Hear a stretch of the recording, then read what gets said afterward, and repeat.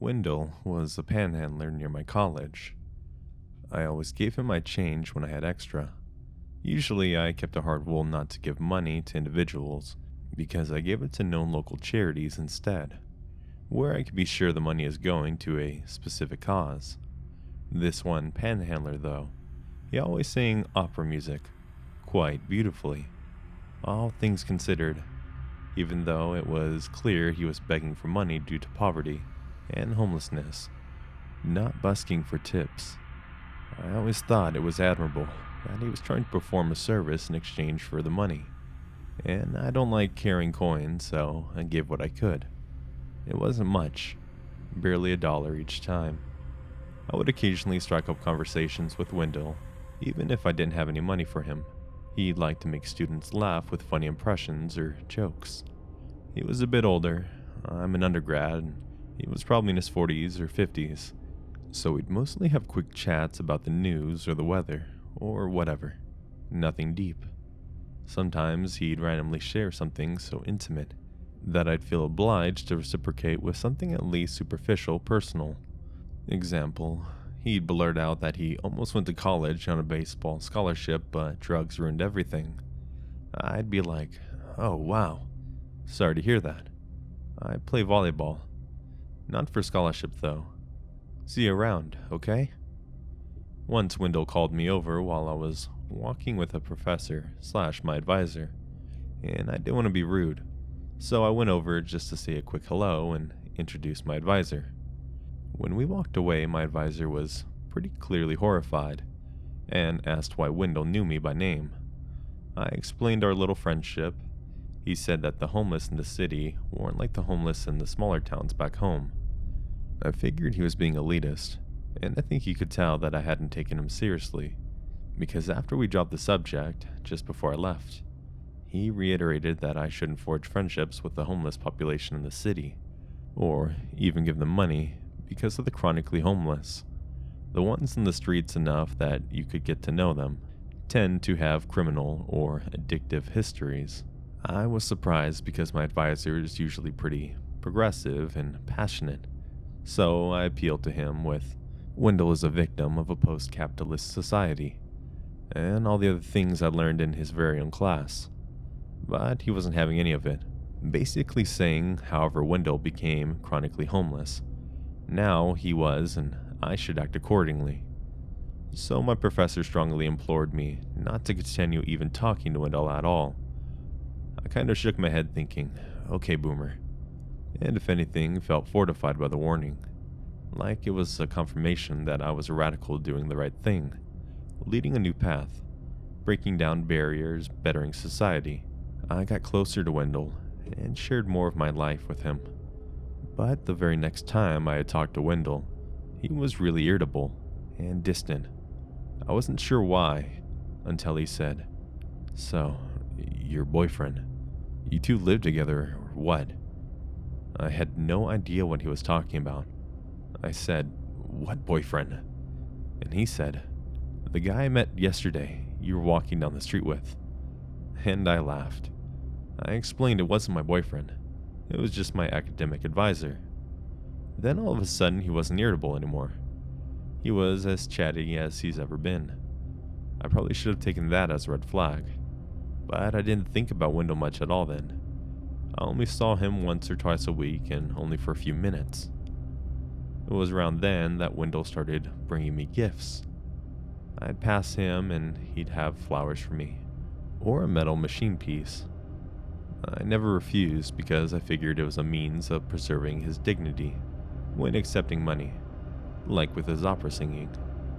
One of my roommates did remark on the flowers once, and when I explained, she said it was weird. I thought she was also just being an elitist, and that I was enlightened, bridging the class divide, and superior to her neoliberal paranoia. I mean, come on, it was just a flower. My advisor clocked all this, so brought it up with me again a while later, saying he was worried I was being manipulated. I tried to tell him about Wendell's opera singing and impressions, and how he even almost went to college. But then I remembered the reason he lost his baseball scholarship, and I stopped short.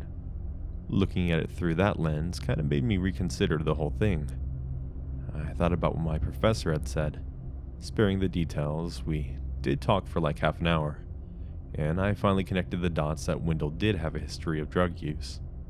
And he did sometimes mention how a previous girlfriend, overreacting to something he had done, had derailed his life besides the drugs. So I decided maybe I should think about distancing myself a little. But very shortly after, the pandemic hit, and classes went virtual. So to save on rent, I went home to my parents' house. Still in the state, but not near campus at all. About 3 weeks into being home, I was watching a friend's Insta story when I had heard Wendell singing opera in the background, and I thought, I forgot all about him. Hope he's doing alright. And that was that. I kept watching different stories. Later that night, something about the story kind of stuck in my gut. It had popped in my mind a few times subconsciously, but I'd ignored it. But it kept coming back, so I decided to go and watch it again. That's when I realized my friend's video wasn't from our college town. It was from my much smaller hometown, which is nowhere near my college. That freaked me out a little, but I figured everyone moved around when the pandemic hit. My town isn't that small. It isn't that far from the college. It was probably a coincidence.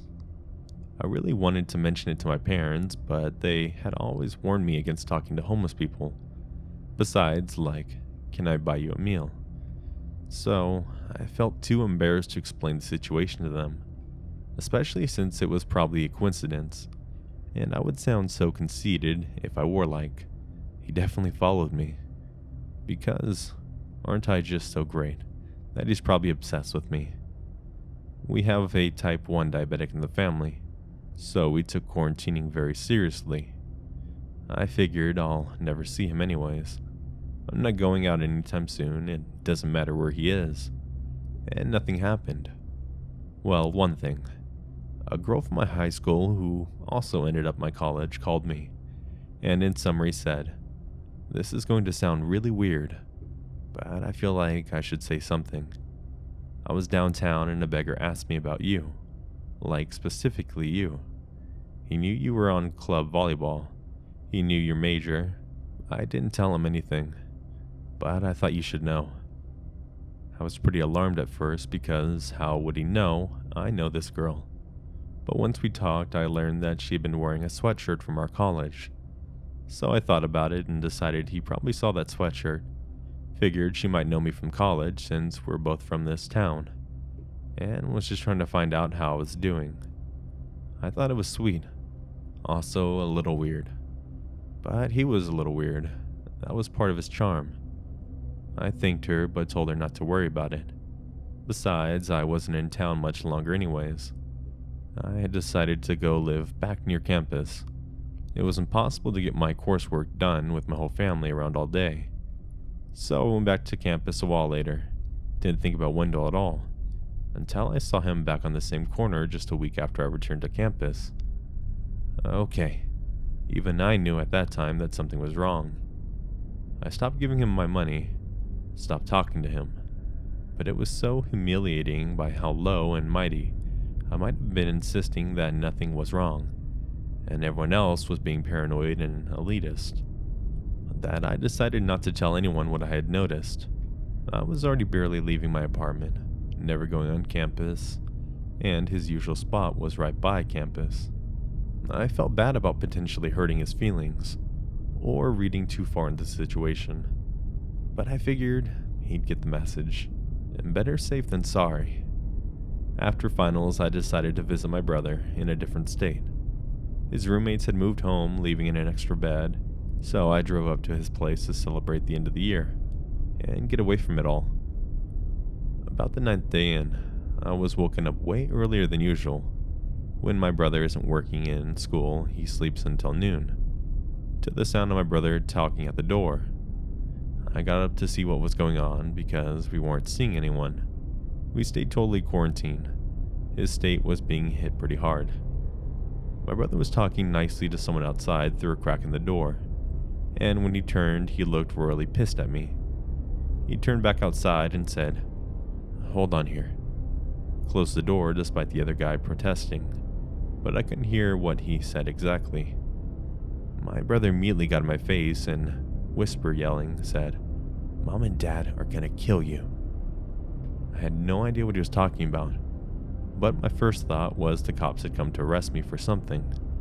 It was the only logical thing that I could generate first thing in the morning. The only thing I can imagine was being arrested for my fake ID, which I only ever used to get into concerts, and obviously none lately, so I was really shook. But my brother was still going, as best as I can remember because I was panicked at this point. He was saying, "And I'm gonna kill you. This is not cool. You didn't even ask."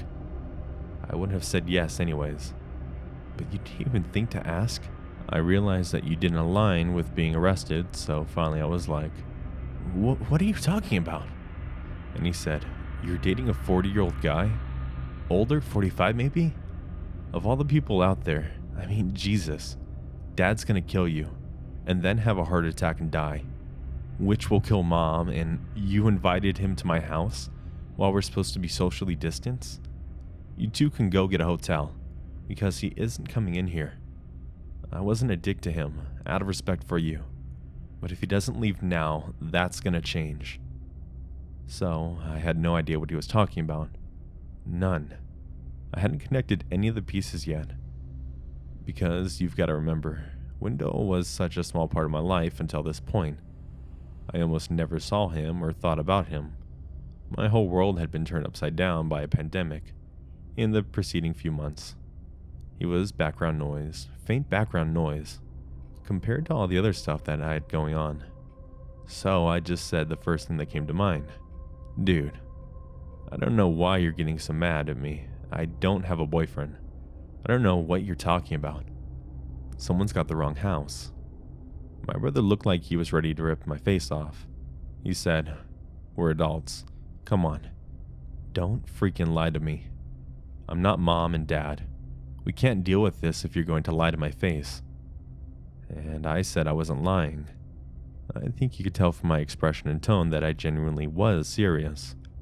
So now he was as confused and irritated as I was. And he was like, he didn't just vaguely say he was here for his girlfriend. He used your name. He rattled off a ton of very exact info. I think he said, yeah. He said you guys had a fight, and he was here to work things out.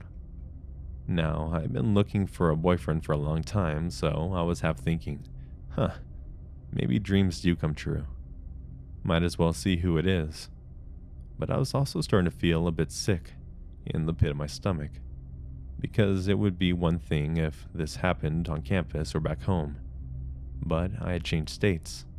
My brother moved to the state for school, and I didn't know anyone here but him and his friends. So I finally did the obvious thing and looked through the people. I almost didn't recognize him at first because he had showered, shaved, and changed into clean clothes. For the first time since I'd known him, but sure as shit it was Wendell standing on my brother's doorstep, hundreds of miles from his original corner. I was so scared I couldn't speak. My heart was pounding like I was slipping under deep water, with my legs tied.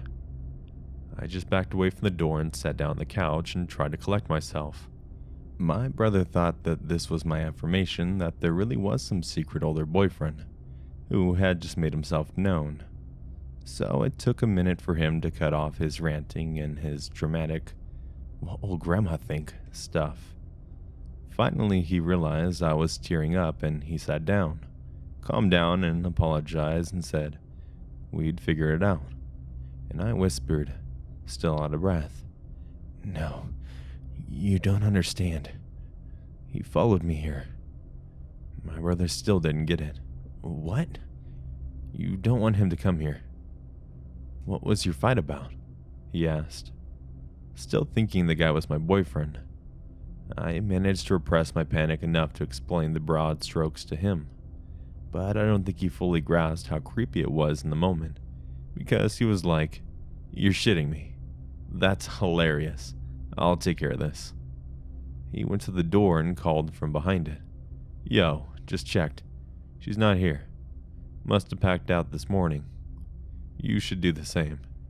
I'm taking the social distancing real serious. And winked at me. That's when, as my brother says when he tells his story, it got real. Wendell said, "You're lying. I heard her in there. Tell her I'm sorry. I don't know why she's avoiding me, but I got cleaned up for her. And I'll take her anywhere she wants to go. Tell her that, tell her. And don't lie. I'll know if you lie." That rubbed my brother the wrong way. And he said back, "Bro, you're not taking her anywhere. Now, get off my deck before we have a problem." And Wendell sounded like he was walking away. But instead, he was going over to the window. When I saw him staring, he looked different than I'd ever seen him. Even then, a few seconds earlier, when I glanced through the peephole, his clothes were clean, but they didn't fit or match. Eyes bugged out of his head. White stuff caked on the corners of his mouth I hadn't noticed at first. Shaking, just kind of disconnected from reality. He started banging on the window, shouting things like, "That's my girlfriend. You can't keep her in there. You little bitch ass. Let her out, you bitch ass. Let her out. Let her out. I'm coming, baby. I'm coming." I couldn't tell if it was meant as a threat or reassurance. I was so scared. I was too scared to run or even move. I think my brother was also as surprised by the sudden outburst. He was rolling up his sleeves like he was preparing to go out there, and I was trying to make my voice work to beg him not to. But I was so anxious, scared, and embarrassed, and sad that I'd missed all the signs leading up to this. All the opportunities prevented. That our friendship was never the wholesome thing I thought it was. Though of course that's something I had already began to grapple with before this day, and had so many thoughts swirling in my head, fear being chief among them. All I could do was scream. Not words, just and covered my ears to drown the whole situation out. Before my brother could charge out the door, he's an athletic guy, but I don't think he has ever actually been in a physical fight. Wendell punched through the window. Nothing actually happened when he punched though, and there was an eerie moment of silence where nobody moved. I think even I stopped screaming, but when he pulled his hand back, all hell broke loose. A fair amount of blood started spurting out, and when he pulled his hand back through the glass, the things he was shouting started to make even less sense. Along the lines of, "Look what you did to me. This is a test. I told you I couldn't be stopped, bitch ass." And the look in his eyes got even more distant. I think the sight of the blood, which has always made my brother really squeamish, made him realize this was real. And he finally yelled, "Damn it, sis, call 911, while he leaned against the door, which Wendell was now repeatedly running into, even though he was nowhere close to breaking it down. I don't remember making the call, but apparently I did, because within 10 minutes the police arrested Wendell without resistance. He kept trying to tell them his girlfriend was trapped in the house, and he'd come all this way to save her. My poor brother was even momentarily handcuffed, and had to explain he hadn't taken me hostage. Probably one of the most haunting memories of the whole event is, as they carted Wendell away for arrest, he started singing opera music. I've learned a lot of important common sense and life lessons from this saga, but most of all, Wendell, let's not meet.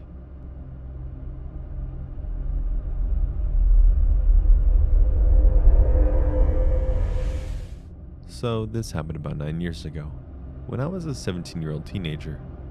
I was a wild girl and was often getting into trouble with my two friends, Amy and Jackie.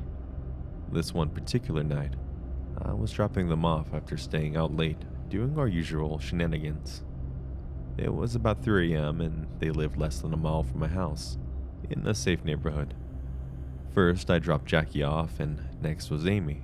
They lived one street over from each other, and off of a normally busy 2-lane road, with a median separating the traffic. But this night, we were the only car on the road.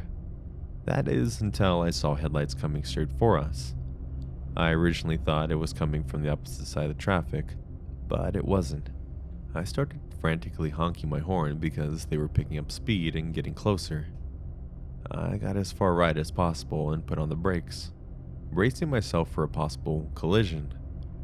Once the car was directly to the left of us, they abrasively skidded to a halt.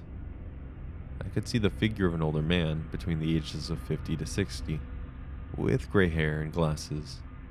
I thought maybe he was having a medical emergency. I rolled down my window and started yelling, "Sir, are you alright? Do you need medical attention?" And this guy was staring straight ahead with his hands on 10 and 2, not moving a muscle. So I repeated, "Sir, are you okay? Can you hear me? Do you need me to call 911?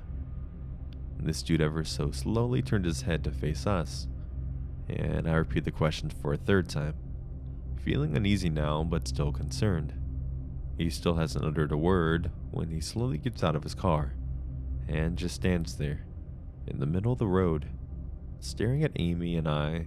Slowly, a smile starts blooming on his face. I realize it's time to get the frick out of there.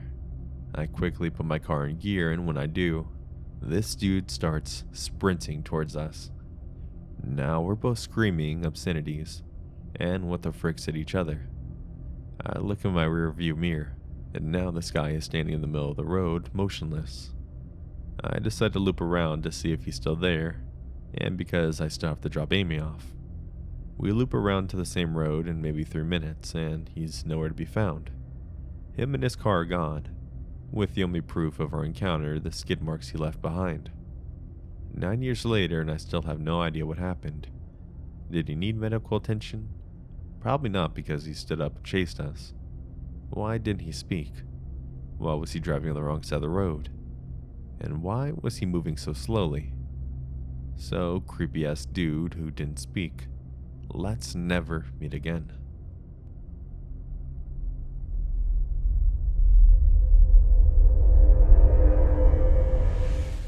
"5 years ago, when I was 18, I was really hurting. My long-term boyfriend cheated on me, and he loved her more than he ever loved me. It drove me wild, and I started to act pretty reckless. I had talked to a lot of people on obscure social media websites. One guy, Jack, seemed really sweet, and he was from around my area. Though on my profile I used a city nearby instead of the actual city I lived in. We started texting, and it seemed like we had a lot in common. New Year's Eve came around, and I didn't have any plans. I didn't want to be alone. Jack said we could meet up at a hotel and party together. I met up with Jack, and one of the first things he did was ask me if I really was 18. I didn't think it was odd because I looked extremely young, and people pretty much ask me on a daily basis. I work in retail, and customers literally would ask me if I was old enough to work here. So I thought it was a normal question. He made me show him my driver's license to prove I was of age. I did, and then asked to see his in return. He flashed it so briefly that I only saw one thing: the year he was born, 1983. I spent like 5 whole minutes pretending to act normal while secretly processing this. Jack was 32. 32, freaking 32. I quickly felt bad vibes from Jack. I hung out with him only 2 more times before seeing that he was truly twisted. He didn't have a car, he lived with his mom, and I wasn't allowed over. He insulted his mom and described her as a bitch. He talked about hating cops, he was vulgar and obscene, and it grossed me out. We went to a concert and he tried putting his hands up my shirt and down my pants while I was talking to someone there. He took me to a storage unit he had, and he wanted to hang out there because we couldn't go to his place. Inside there was only an air mattress and a container on the ground that he peed in. After that I completely ghosted Jack, but I didn't block him. Everyone asked me why I didn't block him, and I always responded, because if he ever texts me that he wants to hurt me or find me, or threaten me in any way, I want to receive the text and have a record of it, instead of having it go into the void unseen. So he texts me every couple months for a year and a half. Totally delusional psycho stuff. Happy 4th of July. Wish you could be here with me. You're just a stupid slut with no brain. I'm crying imagining the beautiful life we could have had together. Then became, I'm so sorry, please talk to me, etc. He left me voicemails describing disgusting sexual things he wanted to do with me. One day I swore I saw him at the store I worked at. I felt a little scared and hid in the back room for a bit. I thought I was seeing things. Then it happened again a few months later, and I was sure it was him. But he didn't see me. A few days later, one of my coworkers told me someone named Jack came in here looking for you, but you weren't there. I told him you weren't in that day. He asked for your schedule, but I said I didn't have it. That's when the terror hit me. That reality set in that I was not safe. I went with my good friend to buy pepper spray that day. On the way there, my friend asked if I've ever Googled Jack. I said it hadn't occurred to me. I did right then and there, and a bunch of articles came up that described how he sexually harassed, threatened, and assaulted women. He had a serious record, including strangulations, slashing tires in cop cars, all kinds of assaults and battery, breach of the peace, trespassing, etc.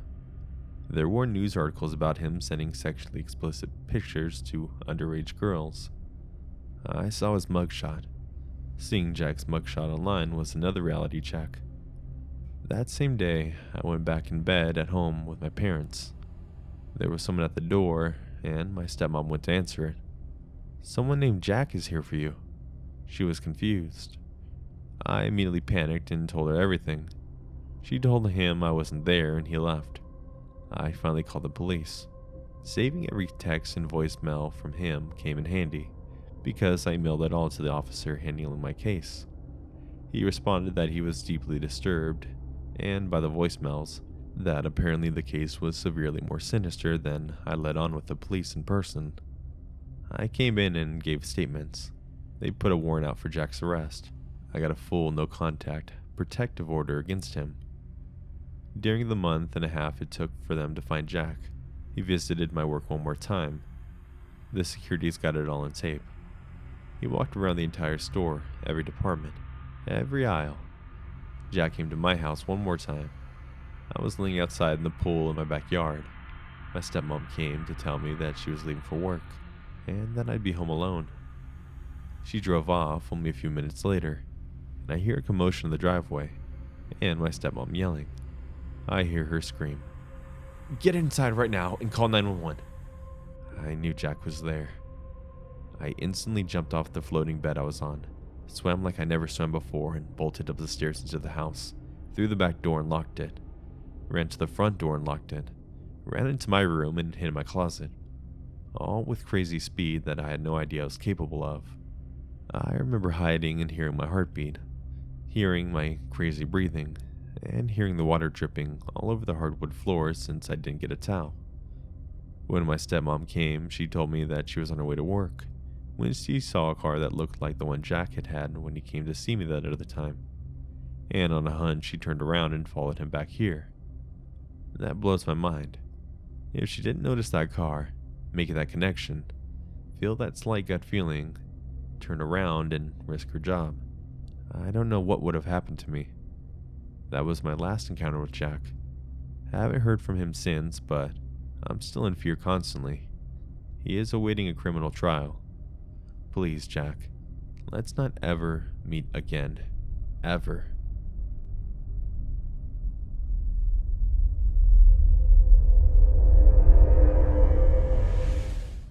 From 2013 to 2019, I worked in outdoor education at many different summer camps and outdoor education centers in Canada, mostly Ontario, but I did spend a season in the Rocky Mountains, having grown up going to sleepaway camp and eventually participating in month-long leadership programs with backcountry canoeing components. I was well prepared to lead a group of girls from a camp in Georgian Bay on a 2-week camping trip in the Temagami region during my first year as a counselor. The Temagami region is located between North Bay, Sudbury, and Timmins, Ontario. This region is home to many provincial parks, wonderful hiking and canoeing routes, and the Bears Island Indian Reserve. Our route was fairly typical, and beginning the Whitefish Falls region, ending at Highway 11 after 14 days of paddling, portaging, hiking, and campfire making. We all had satellite phones to check in with our camp director every day, and in case of an emergency. We also had multiple exit points along the route until our second to last night. We were having fun and relatively uneventful time, besides some mild dehydration and the usual bumps and bruises. Near the end of our trip, we were doing some free camping on the shore of an uninhabited island in Bear Lake that is recognized as part of Bear Island Indian Reserve. It is a beautiful area, and we're across from the main island that is a majority of the 250 person population inhabits. We had put out the fire and gone to bed, when about an hour later, after falling asleep, I was jarred awake by the sound of a loud motorboat. Obviously this isn't that weird because it's a large lake, and many people use boats to reach the mainland or their homes on secluded islands. However, it was around 11 p.m., and things had been quiet for the last few hours. The motor could cut, and I could clearly hear the sounds of an argument. It sounded like at least one man and a woman, and they were very angry, yelling at each other, although I couldn't hear anything specific because they were too far offshore. Suddenly the woman screamed, and I heard a splash in the water, and then complete silence. At this point, I was pretty freaked out, and hoping to God that my girls hadn't woken up. But I wasn't that lucky because I could immediately hear them talking from their tent, and could tell that they were scared. I was about to unzip my door and look out to see if maybe the boat had an accident or something when my whole tent lit up. The light slowly panned across me and onto the tent my girls were in. That immediately made them quiet. In a normal voice, I was able to tell them to stay absolutely still. The light panned back to my tent and then over to theirs again. I can only guess that it must have been some sort of boat with a searchlight on it. After an eternity, that was really only about 5 minutes. The light was turned off and I heard the motor engage and fade away as the boat drove away from us. I immediately found the satellite phone and called our camp director, who gave us the phone number for the local authorities. I called them and they said they would forward the information I gave to them to the local native detachment on Bear Island. I don't think any of us slept that night, and I got up at 5 a.m. to take my canoe out and take a look around. I thought maybe someone had fallen overboard and had managed to swim to shore. Obviously, I didn't find anyone, and there was nothing floating in the water either, although it was a pretty deep body of water. None of us wanted to camp one more night, so I called the camp and had to head to the pickup point a day early. We paddled like hell and didn't really talk much. I think none of us really wanted to speculate about what we might have heard and what would have happened if we made noise or moved when the light was on our tents. I thought about this a lot over the years, but whenever I told people this story, they've been quite skeptical. I recently started looking into missing persons cases in the area, but without much luck. If anyone reading this is familiar with the indigenous issues in Canada though, there is an epidemic of missing and murdered indigenous women, and these cases usually go unreported or unsolved.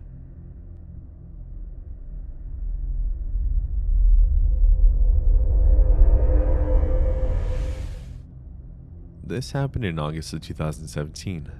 I was 23 and just moved back to my mom's place, which happened to be about 30 minutes from my nearest friend's place.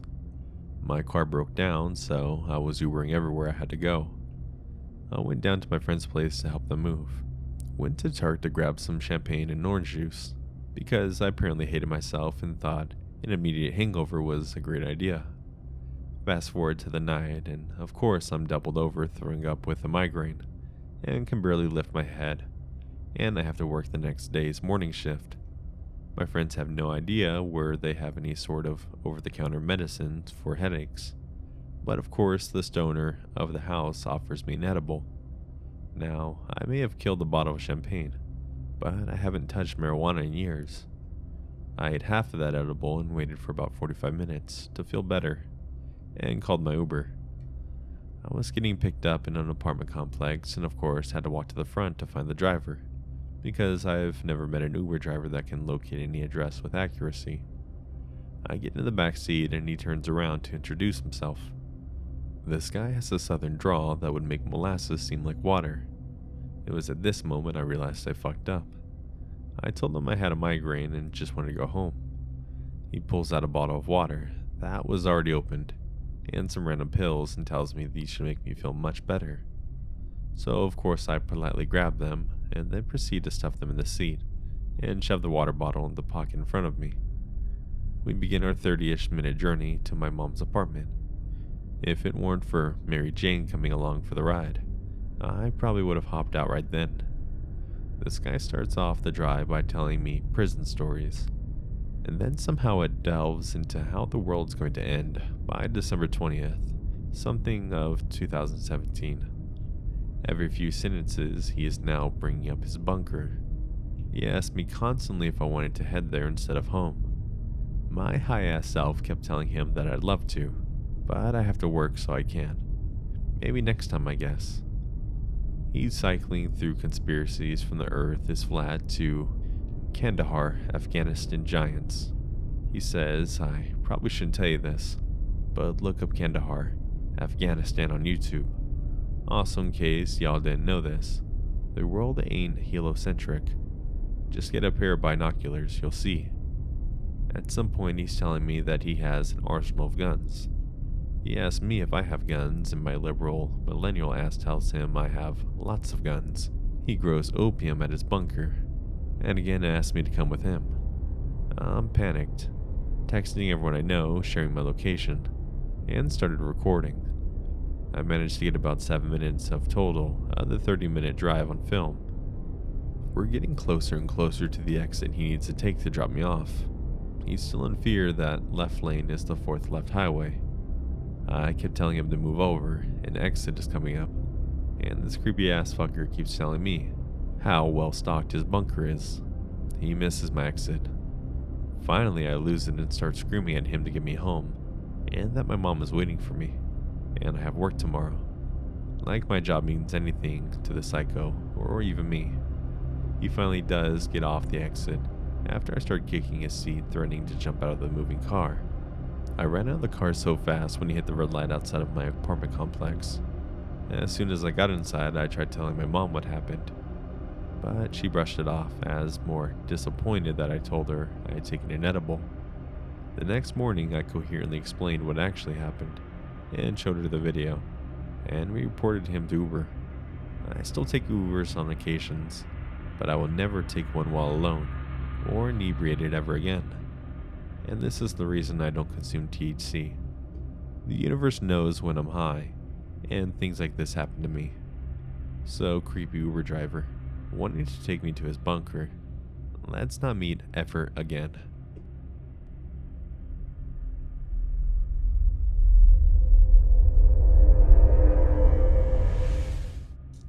Hey friends, thanks for watching the video. If you have any suggestions for the next video, I'd love to see them in the comments down below. Also, don't forget to hit the bell icon and hit all notifications to get notified when I drop a new video or stream. And if you'd like to get early access to my videos before anyone else, please consider supporting me on Patreon or becoming a channel member, where you get that and some other fun perks for just $1 a month. Also, I have my podcast now available with all my past videos, and that can be found on all major podcast services. Also, I have some merch available now over on Spreadshirt. All links to these and my social medias will be in the description field down below.